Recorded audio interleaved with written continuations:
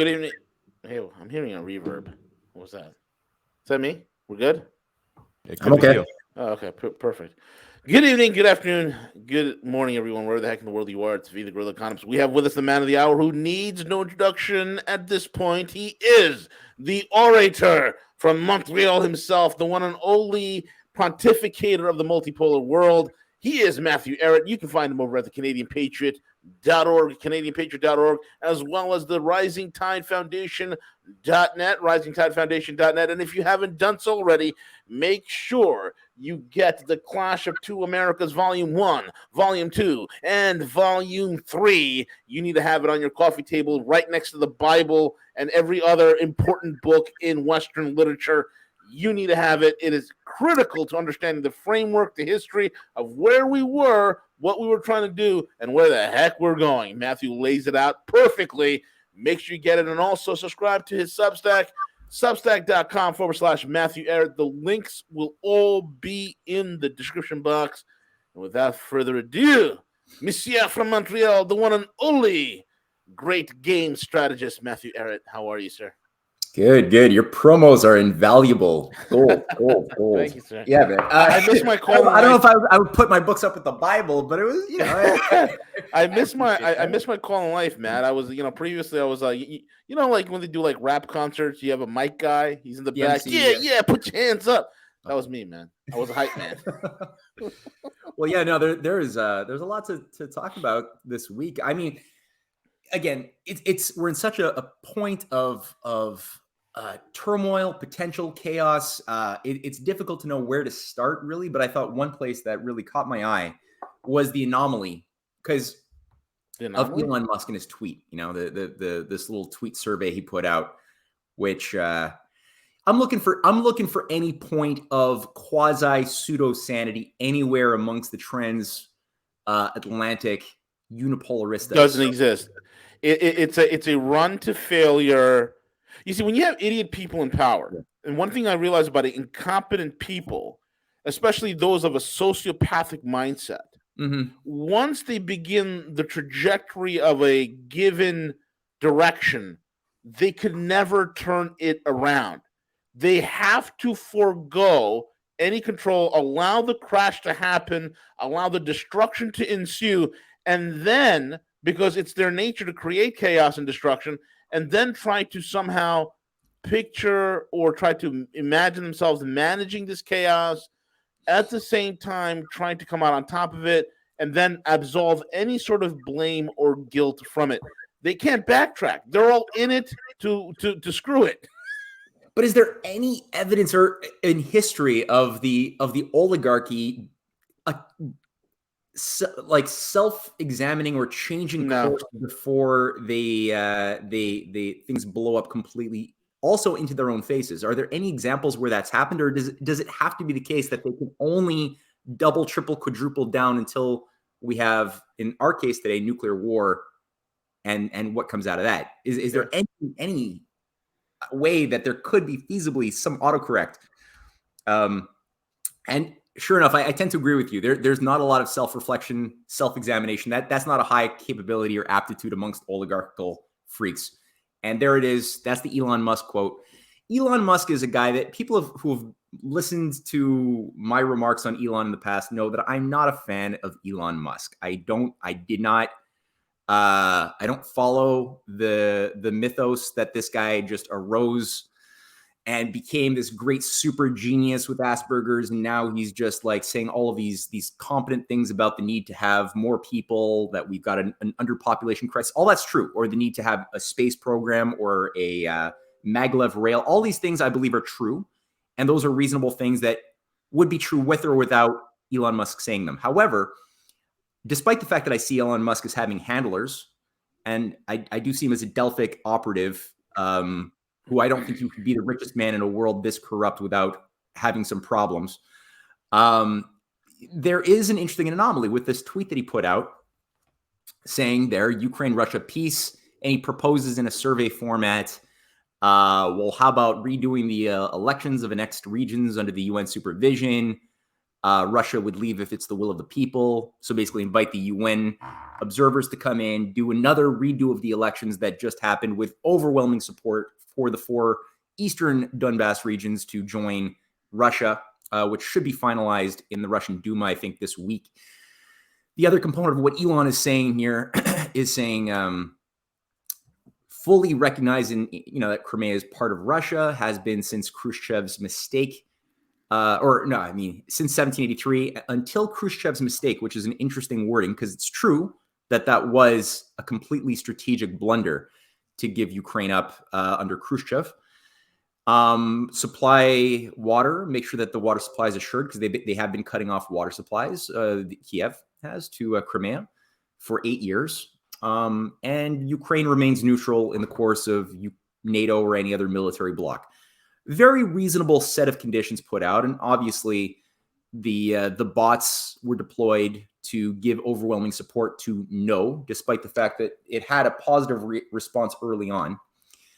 But from the way I'm looking at this, again, knowing that Elon does have handlers amongst the governing strata of the Davos clique and the transhumanist networks, and he is a transhumanist. His wife is a Satanist. His mother's a Satanist.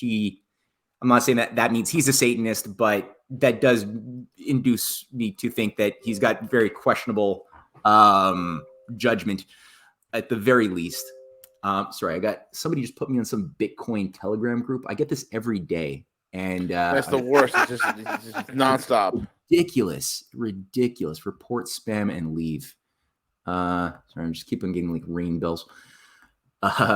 Yeah. So the way I see it, it does appear, and Pope Francis is another one of these anti-humanist figures who are being used, handled, managed to prepare the groundwork for a new global post-Great Reset age. He's done probably more damage to the Catholic Church than anybody over the last 2,000 years. Elon, I'm talking about Pope Francis right now. But even Pope Francis has come out calling for a return to negotiations, an avoidance of nuclear war, and it does seem like this does indicate a crack within the oligarchical governing class regarding a lack of consensus on how to go forward. Now that Russia has very clearly put forth a series of incredible flanks, and Zelensky, the tool, is freaked out. He's doubling down, trying to have expedited admission to NATO, which even Michael McFaul directly, and the unipolarist George Soros freak Dean McFaul directly said not that long ago on TV that would never happen. No, and not even. I mean, Erdogan wouldn't allow Finland and Sweden to join. He's not going to allow Ukraine to join. No. No. Yeah. And McFaul even said, "Yeah, we're lying to Ukraine." Like, because the announcer is like, "Well, didn't we make all these promises that they were going to be allowed to join Ukraine?" He's like, "Yeah, that's the world of diplomacy, and we lie all the time." I mean, he's a slime ball, but he said it, and it was useful that he said it. So I don't think that ultimately Zelensky is going to be necessarily admitted into NATO, because that would be nuclear war right there. Yeah. There might be factions within NATO that do want that, or that are prepared to do that because they somehow still think that Putin might be bluffing about the use of nuclear weapons in the defense of Russia. Maybe they bluff. But no matter what, I do see that there does seem to be a clash within the oligarchy right now amongst different factions using different mouthpieces that they manage around changing course or changing gears regarding, not necessarily wanting to rule over a world that has been obliterated by thousands of nuclear warheads. Whether or not the saner groupings, and I don't say they're good, because ultimately I still think that it's like one of these cases of like, Leo Amory and Churchill working to oust Neville Chamberlain and the pro-Nazi king at a time when it wasn't certain whether they were going to continue with the Hitler New World Order agenda or whether they were going to abort that plan and instead put down their Frankenstein monster and fight another day. That wasn't yet determined. It does seem like we do have one of those situations yet again, though. So We'll see. I don't know. I was reading Putin's speech. Somebody translated so beautifully, right? And he succinctly put it all together. And this is what he said, right? And I'll read it really quickly. Mhm. He says the West uses the power of finance and technology to enforce its will on other nations, to collect what he calls the hegemon's tax. And to this end, the West destabilizes countries, creates terrorist enclaves, and most of all, seeks to deprive other countries of sovereignty. It is this avarice and desire to preserve its power that is the reason for the hybrid war. The collective West is waging war on Russia. They want us to be a colony. They do not want us to be free. They want Russians to be a mob of soulless slaves. Direct quote. The rules based order of the West goes on about its nonsense. Who made these rules? Who agreed to them? Russia is an ancient country and a civilization that will not play by these rigged rules. The West has no moral authority to challenge the referendums because it has violated the borders of other countries. Western elites are totalitarian, despotic, apartheidistic. They are racist against Russia and other countries and nations. Russophobia is racism. They discriminate by calling themselves the civilized world. They colonized, started the global slave trade, genocided Native Americans, pillaged India and Africa, forced China to buy opium through war.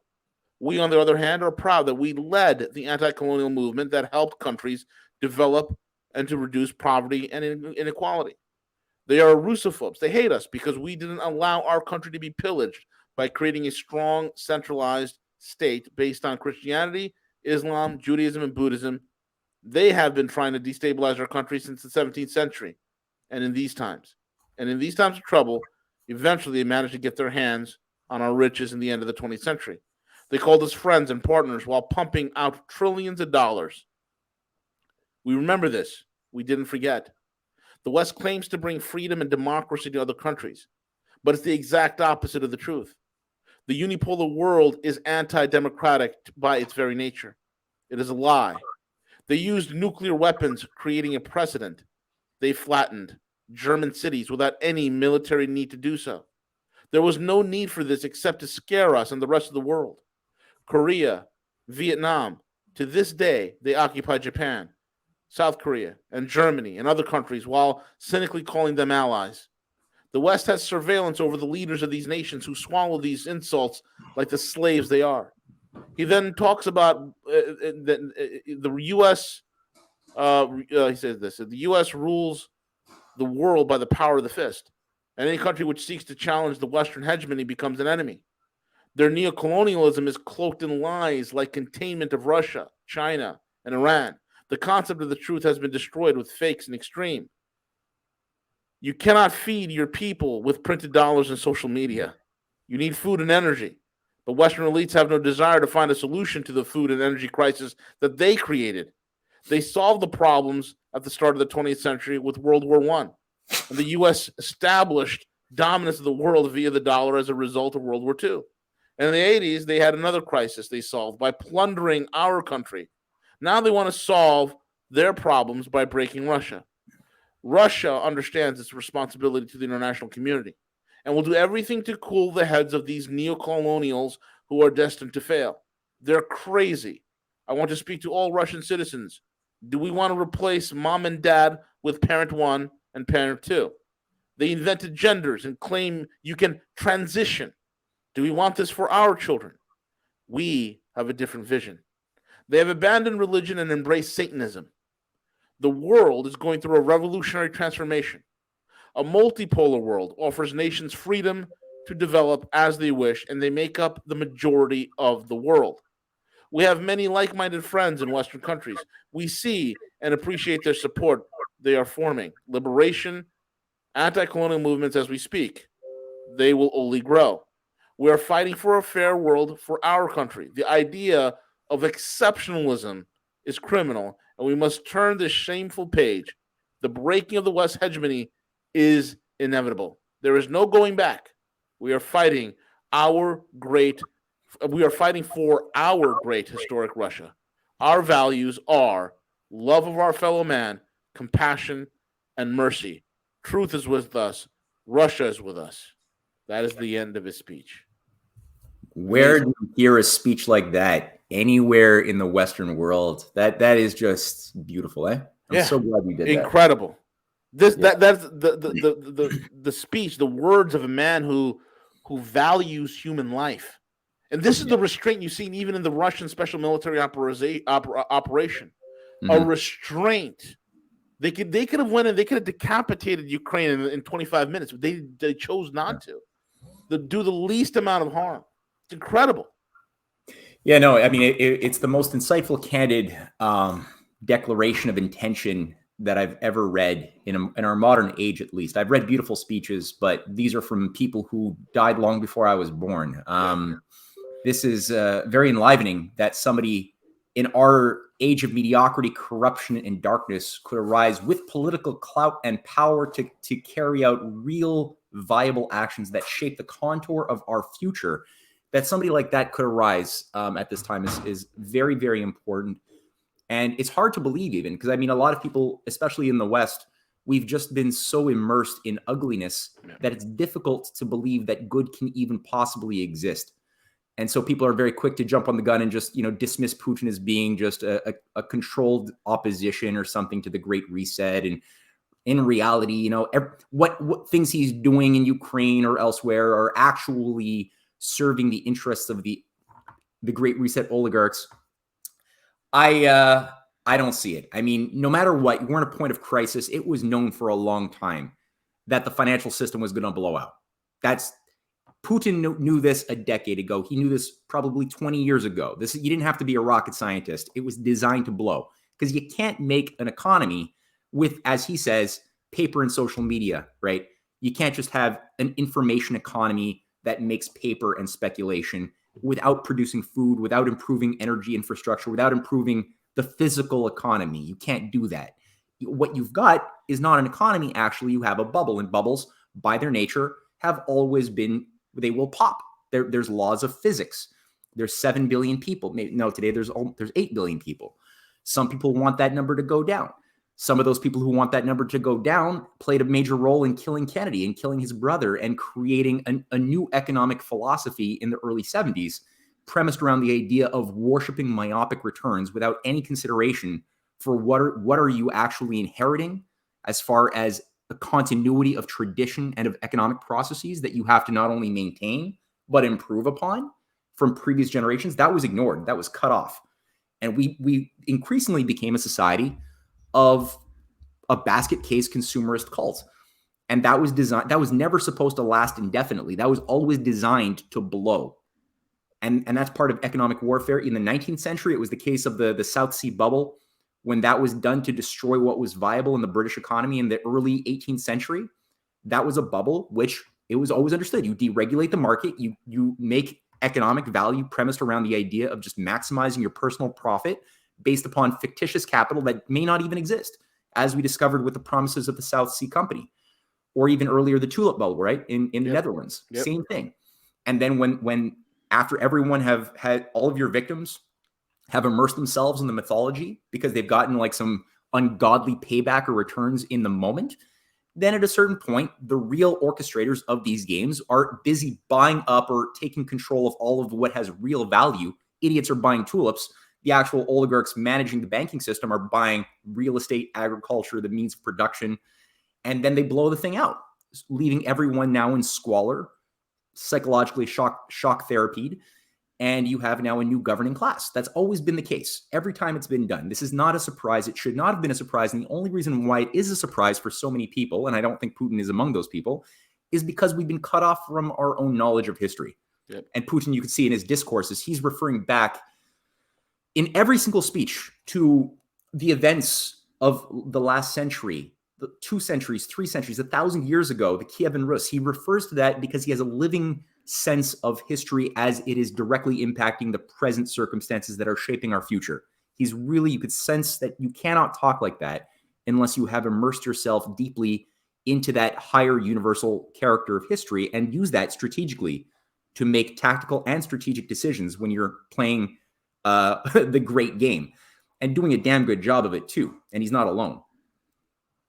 Despite that, there are fifth columnists, as we all know. There are still operations, residuals from the days of the 1990s perestroika that are still not extracted yet, especially in the banking system, especially in the pharmaceutical complex of Russia, especially in the media and culture that is so deeply shaping the youth of Moscow, of St. Petersburg, who are very Americanized even today. They're confused. That's not nationalized. So there's a fight, but there actually is a fight. Whereas here, when I'm looking at Canada, we just had an election this week in Quebec. And the governing party of what's called the CAQ, appropriately named, that's the actual governing party of Quebec. They just took a super majority. Nobody likes them. Yeah. I don't know how this happened without massive fraud. But there's really no leadership. This is the Davos party of Quebec, and can't say it's any different on the federal level. So you actually do have a serious hope for a future. And Putin called it out on so many levels. He even went to he used the S word. He actually called out the governing ideology of the West as actually satanic, which a lot of people are afraid to do. Yeah, it is exactly satanic. There's no other word for it, man. I mean, he also mentioned what happened with Japan, right? You talk about there was no need to drop nuclear bombs on Hiroshima and Nagasaki. Japan was already broken. In fact, we've known this from several admirals in the Pacific who wrote in their diaries and later on in books that we were expecting Japan to move to the means of surrender and to negotiate for surrender. Emperor Hirohito was heading in that direction because of the great loss of life. They just industrially could not compete with the United States. There was no reason to vaporize 100,000 Japanese in Nagasaki. There was no reason to vaporize 100,000 Japanese in Hiroshima. There was no reason to vaporize 100,000 civilians in Dresden. There was no reason for that. And yet they did it. And we dropped the same thing with napalm and Agent Orange. And, you cannot clothe yourself and say you're a godly country, you're a good country, you're a Christian country, and all you do the last 70 years of your existence. I mean, think about it. I'm 43 years old. CJ's a little bit older than I am. This country's been at war every single day of my entire existence, Matthew. The United States has been at war my entire life. There are people that listen to this broadcast that have, 70 years old. They have grandparents or parents that served during World War II. This country has always been at war. You cannot say you're a godly country and create this much bloodshed, this much havoc, and not expect karma to come back and bite you in the ass. And what you're seeing in the West right now with all this satanic ideology, now you're bitching and crying about, hey, man, your kids are having their genitals lopped off because they're transitioning, and all this degeneracy that is happening, and this moral rot, and this and this brain drain, this intellectual brain drain that is occurring in the West. This is the West reaping the fruits of what they've sowed for the last 70 years. Karma is a bitch with fangs and claws. And there's an old saying that a wise man once told me: you could never break God's laws, you could only confirm them. And that's where we are.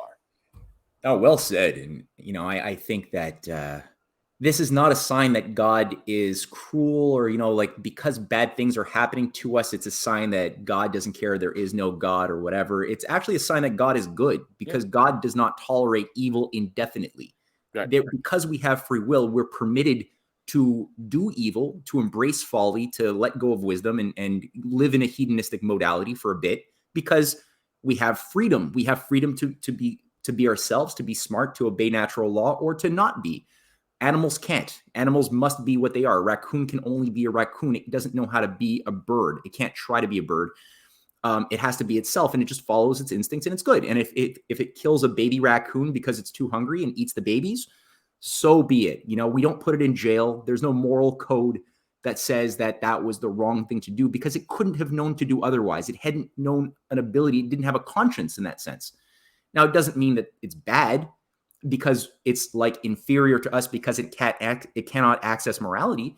It just means that it's of a different order. It has a different role to play in the overarching, scheme of creation. We are endowed by the Creator with inalienable rights, and that's part of what comes with the responsibility of using those rights well and taking responsibility subjectively for defending the rights that were given to us by the past generations who sacrificed or died.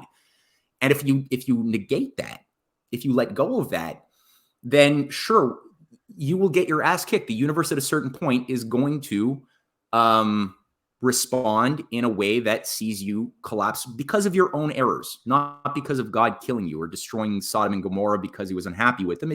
It's like there was really a self-destruction that we did to ourselves, and we could change it because human beings, also being a creature, like I said, of free will, we can always redeem. We can self-correct. We can analyze where we went wrong and change, not only for the bad, but for the good. And a lot of people today are really willing to believe that good people can become corrupted, which is why, you get the cynical statement often made, especially by those of the baby boomer generation, that everybody is corrupt. Even people who seem like they're good people, they're just acting good because they don't have power. But if they got power, they would immediately be as corrupt as the Satanists we don't like. So everybody is really corrupt.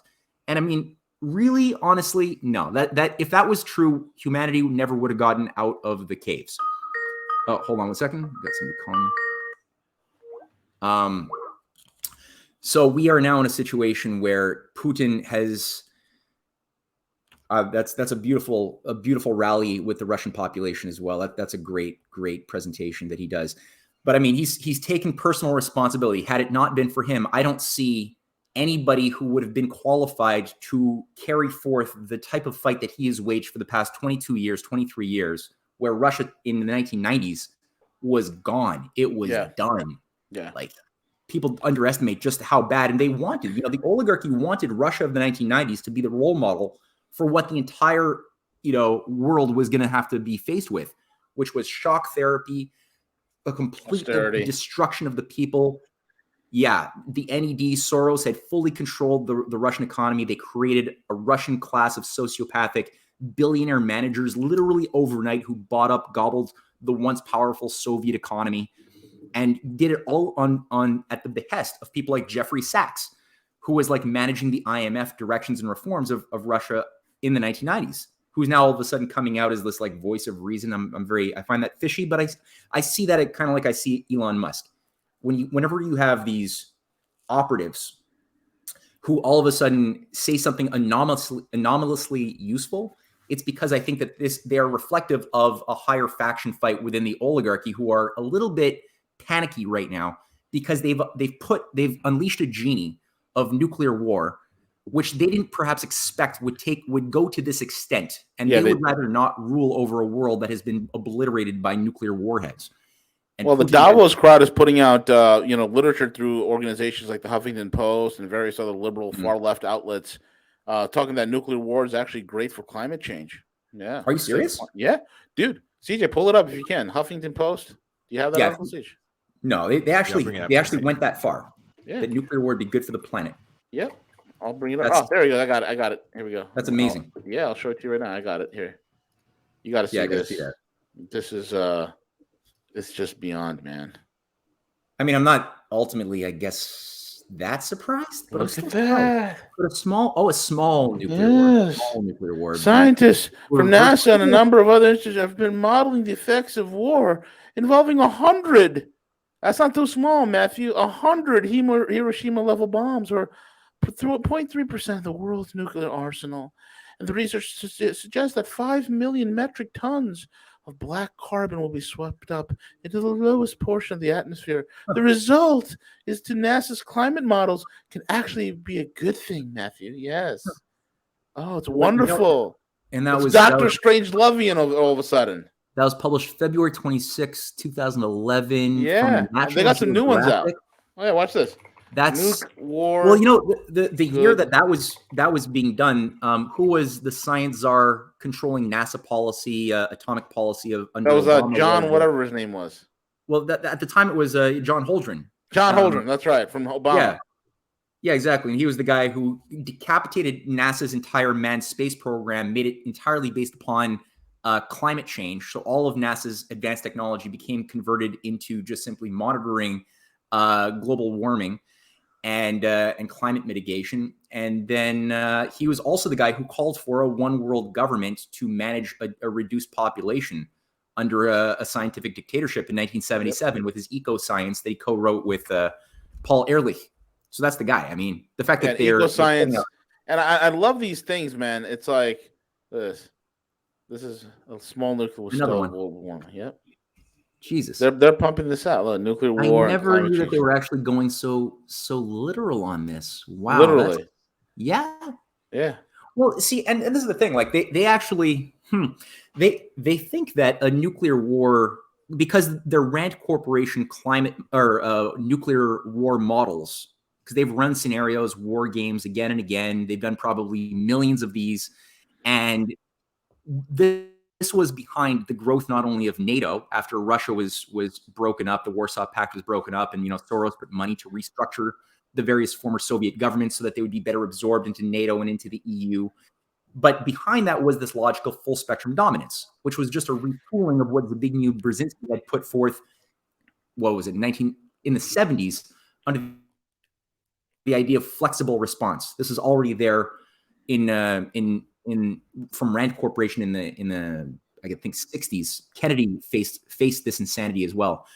But the idea of full spectrum dominance was the idea that, okay, we could feasibly, now that Russia is broken, the West has won, we can now win a nuclear war and have nuclear hegemony, nuclear monopolies over all of our potential rising opponents, Russia, China being the two dominant so-called regional powers that must never be permitted to get off their knees, because we're supposed to have broken their kneecaps sufficiently in the 90s and in the 80s, and encircle them with Arctic as well as NATO missile shields in Poland, in Romania, all over Russia's soft underbelly, as well as South Korea hosting nuclear or weapon systems that could be converted into offensive nuclear warhead carrying systems, as we see with the THAAD systems of South Korea, or as which Putin says in his speech directly, is still a colony of the U.S. The U.S. didn't leave after the Korean War was over. They stayed there, and today there's 28,000 U.S. troops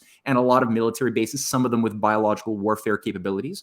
Same thing for Japan. After we bombed them to smithereens, as you pointed out, there was no reason for it. The actual peace negotiations had already been underway for weeks, with Emperor Hirohito speaking through back channels within the Vatican over actually having a dignified surrender without necessarily being humiliated. That wasn't permitted. And people like, there's various U.S. generals who had been very clear that all we need to do is cut the supply lines from Japan and wait. They're not going to have anything new. They can't strike out at us. Just wait it out. We don't have to obliterate them. But the policy of Truman and his handlers was always the same thing, which was Anglo-American world government, right? And obliterate the world. And this was a message to the Soviet Union, to Stalin, basically saying, look, all of the nicey-niceys, the great plans for win-win cooperation you thought you had going with Franklin Roosevelt before Roosevelt died in April, forget about it. And like Roosevelt had similar discussions with the Chinese, both on the communist as well as the Kuomintang. Like he was working really to create a new structure with the US, China, Russia, as well as Brazil being the key foundations for a new economic architecture, with Britain being forced like on a leash to come and play by a new set of rules that are antithetical to the British imperial traditional structure. And that was like, forget about it. Truman basically spat in Stalin's face, was laughing after he used the nuclear bombs in Japan, and pretty much immediately declared Stalin enemy number one, with Allen Dulles, people like J. Edgar Hoover happily playing their specific roles in reorganizing the U.S. from being an authentically nationalist type of government, looking out for the well-being of their neighbors, and as a proper Christian nation should be. And that's the only way the U.S. works. And even John Quincy Adams says that the U.S. constitutional system only works under a devout religious people. It doesn't work any other way. No, correct. You need that type of morality available and dominant within your cultural system. And I love how modern day people would, a lot of these prognosticators on TV and in politics and whatnot, they always talk about we're a constitutional republic, and they completely absolve the morality part of it. Mm-hmm. It's so intertwined. You got to have culture, you got to have morality in order for the Constitution to work. The morality is the engine on which the Constitution is run and is empowered. Otherwise, you're going to have what we have today. You're going to have clever, corrupt lawyers who are going to find 1,000,001 loopholes, and we're in the problem that we're in. Yeah, every time. Every time. Yeah, exactly. That's the only way. Democracy is like a power, right? Like a Republican form of government that has a democratic representation to it. It only works if each individual actually owns up to their personal responsibilities to use their reason, to use their conscience, to stay as informed as they need to be, and to participate not only in voting once every 4 years, but in participating in the processes of deliberation, town halls, organizing on every level as a personal citizen, as if the whole nation was in your interest individually, to maintain, defend, and improve upon. And if that's not there and everybody just gets into a selfish little me first mindset, that type of culture is not compatible with a republic. You need to have, in effect, if a society degenerates to that level of decay and mediocrity and stupidity and selfishness, unfortunately, you need a zookeeper to manage the zoo if people lose if they lose their humanity. And that's where tyrants and fascists are more than happy to come in and say, well, all right, you're not able to govern yourselves. And George Soros has made this argument many times. He's said, we've been operating with his new Soros universities and the Institute for New Economic Thinking, which is tied to the British Roundtable movement run out of Oxford. He's made all of these speeches saying, we've falsely believed naively for the past 200 years that human beings were fundamentally rational and operated in their own self-interest, which we know this belief to be wrong, because look at the crisis we are now facing of a global systemic collapse and speculation and all of these things. And even though, forget the fact that he actually is the most rampant, speculative sociopath, regardless, he says the reality is the system which has to be brought online. And he's pouring money to giving scholarships to young, talented young people to come up with theories that they think are their own that'll solve this problem, is that human beings are fundamentally irrational at their core. We think we're rational, but our rationality is actually governed by our irrationality. We do things hedonistically and for no reason. And so we need to assure everybody's freedom, which he says, in his argumentation, this is the most important thing really, is personal freedom to choose. That's why he supports, all of these like open society operations based upon everyone's personal right to do whatever they want, as that idea of democracy, which is not. Now that's used geopolitically to destabilize countries like China, like Russia, like Kazakhstan, like everywhere. But in the same time, he says, but we also need to have a complete stasis. The presumption must be that there is an immutable order that has to be maintained over the system as a whole. So how are you going to have every individual particle, acting hedonistically and with total freedom while the whole system is being managed in a static way, like a machine? Well, it only works if you give people the lowest sense of freedom to have whatever kind of drug, get into whatever type of video game that their hearts desire, any type of lower level hedonistic fetish. That is their freedom. And then the actual decision makers who make the policies that shape the contours of the system that each particle is supposed to move within, those are not elected officials. This is a scientific managed technocracy that he's talking about, with people like him, or at least his handlers, who are going to be supposedly managing the levers of consumption, production, the diminution of resources as the system gets smaller and smaller. And this is what people like Pope Francis represents, people like Elon Musk, people like Jeffrey Sachs. But the fact that they're all coming out saying these, well, not Soros, but the other three that I just mentioned are all coming out saying, whoa, we need to put a break on like Zelensky. You need to get into the negotiating table. You need to do something to pull back a little bit here.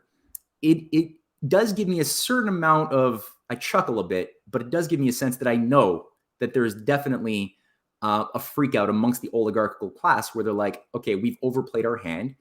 And, you got some factions that still want to double down, triple down, and go flight forward towards their, formula of what a new world order should look like, with all of the dystopic, colorings associated with that, even if it means nuclear war, even if it can't be won because Russia has strategic nuclear warheads that have rendered our entire full spectrum dominance ideology completely irrelevant. Oh, yeah. There's no way that proven we cannot have a first strike. They have such hypersonic technology, underwater drones, so many things that have guaranteed Russia a capacity to take out anybody that tries to launch something toward them. So yeah, 100%. we could get some big hits on Russia. That's true. We could feasibly wipe out Russia and China. That is probably true, especially with some of the submarine launching. But at the same time, that's a suicide run, because Russia and also China, who has these technologies, can easily take us out as well in return. So I mean, when you look at the Trident wins that 3, game?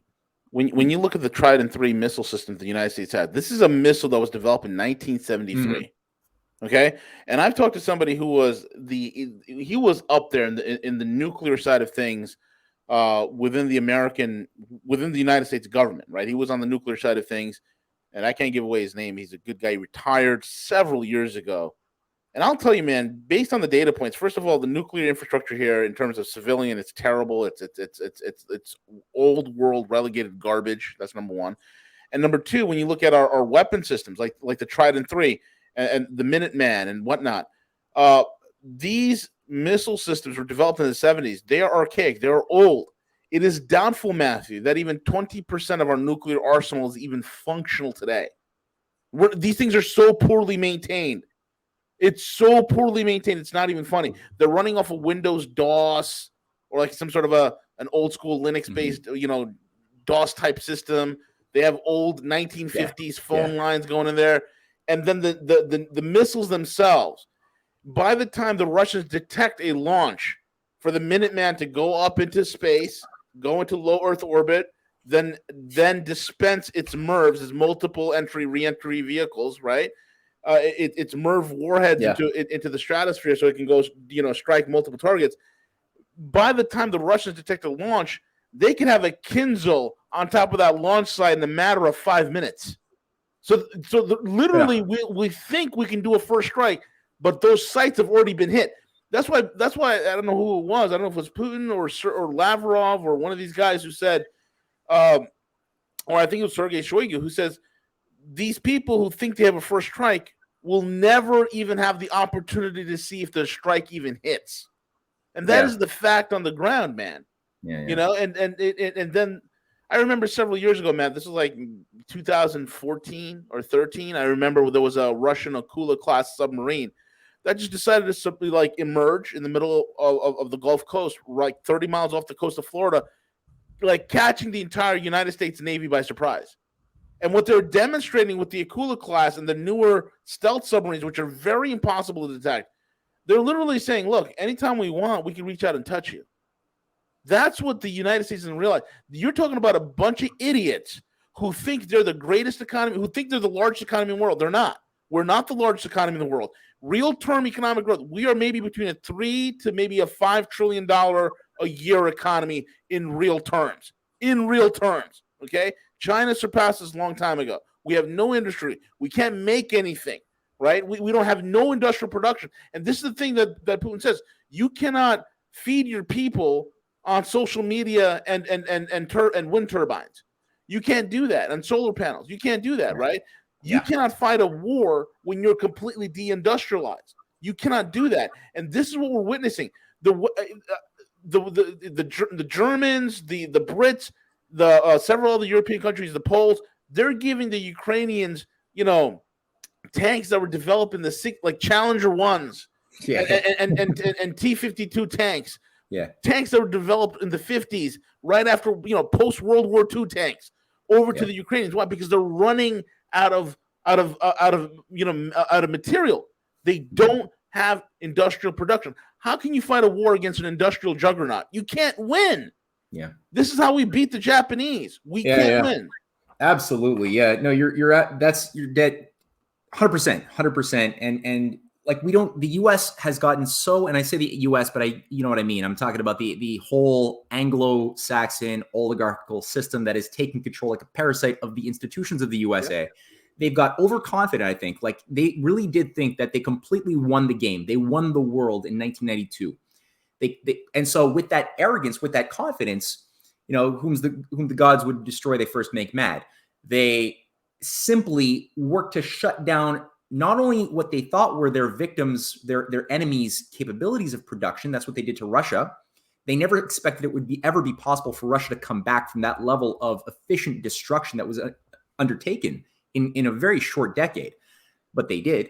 But they also undid their own. They thought, okay, well, we've won, so we can destroy any type of, and they were actually starting this earlier in the 1970s, really. They were saying, like, we'll just shut down our space technology. We're going to shut down all of the things that used to make us excellent in fields of science and technology and military even, and even just basic production. We're going to shut all of that down. We're going to nation strip and outsource the industrial power, the machine tool capabilities. We're just going to get rid of all of it. And now they're in a situation where those nations that they wanted to destroy have rebuilt themselves, have created a new multi-civilizational alliance, and are now presenting to the world science and tech and discoveries that no one has ever done before. Up until now, China has had to, they went through a period of needing to figure out how do you copy and, look to people who have mastered industrial production. They did that, but they like outpaced us at a certain point. When we shut down our capabilities, our engineers who had the living knowledge to build these things are now like super old or dead. Yeah. The Chinese have now pushed to the limits of excellence. They've developed the right habits, the right industrial productive capabilities, and now they're pioneering tunnel building. Like they're building the biggest bridges in world history. Yep. Things that we never thought were physically possible are being done. They're doing the same thing for space tech, energy science. Every single possible avenue towards nuclear power, including fusion, are being developed simultaneously by the Chinese. They're not putting all of their eggs in one tokamak basket in France. Right. Which is the reason for that also is like, we stopped, educating and creating through our educational system, scientists and engineers. We don't break scientists and engineers anymore. We break social science idiots, gender studies, all this other bullshit that means nothing. China and even India, they're cracking 100 to 200,000 new engineers and scientists per year. Mm-hmm. So they go ahead and they create things like this. China's artificial sun just broke record for the longest sustained nuclear fusion. Mm-hmm. The superheated plasma reached 126 million degrees Fahrenheit for 17 minutes. Yeah, right there. Come on, man. Yeah. No, that's hotter than the sun, bro. Yeah. And India is doing the same thing. I mean, like, look, at the same time, like India now has a really young population. They're currently not seeing this as an overpopulation issue. They see their youth as being an asset, the greatest resource, because the youth are pure creative potential. Yep. And so with that energy, if you apply it, which is being done in the form of big projects, and you give people a reason to be disciplined with their own time management and their own development pathways individually as citizens, to know that, okay, you're not wasting your time. You're developing a skill set in order to go out. You're going to have a workplace available to you that'll both be good for you. You're going to get a good paid job, but you're also going to make your world better. They have pebble better reactors in India. And, even though they still have a lot of fifth columnist and deep state operatives that have been still the residuals from the days of British occupation, including problems in Pakistan, despite that, they're overarchingly now completely breaking from that and moving towards this multipolar alliance. So it's really clear cut. I mean, the conditions of where the right and the wrong side of history is pretty clear at this point. If people are still waiting on the fence trying to figure out, like, what side they're going to give themselves to, I don't know. I don't know if there's much hope for you at this point if you have to wait this long. But it's really, I think we have a good reason to be hopeful, but it could still be ugly in the short-term period. I don't really know I don't think anybody can say exactly what it's going to be, but certainly Russia, China, India, Iran. And that's why Iran's also being destabilized. And I know we have to end it, but I mean, there's currently, these coalitions have governments that are in alignment with an orientation towards natural law that was better understood by our founding fathers of America than any American today that I can tell. And we have to wake up fast, because if we're going to get out of this fire, it's because we realign ourselves with that type of ethos fast. And without that realignment, then this current civilization, this basket case, post-truth, modernist civilization does not have within it, as far as I could see, the means of continuing its own existence with any type of freedom. It can't happen.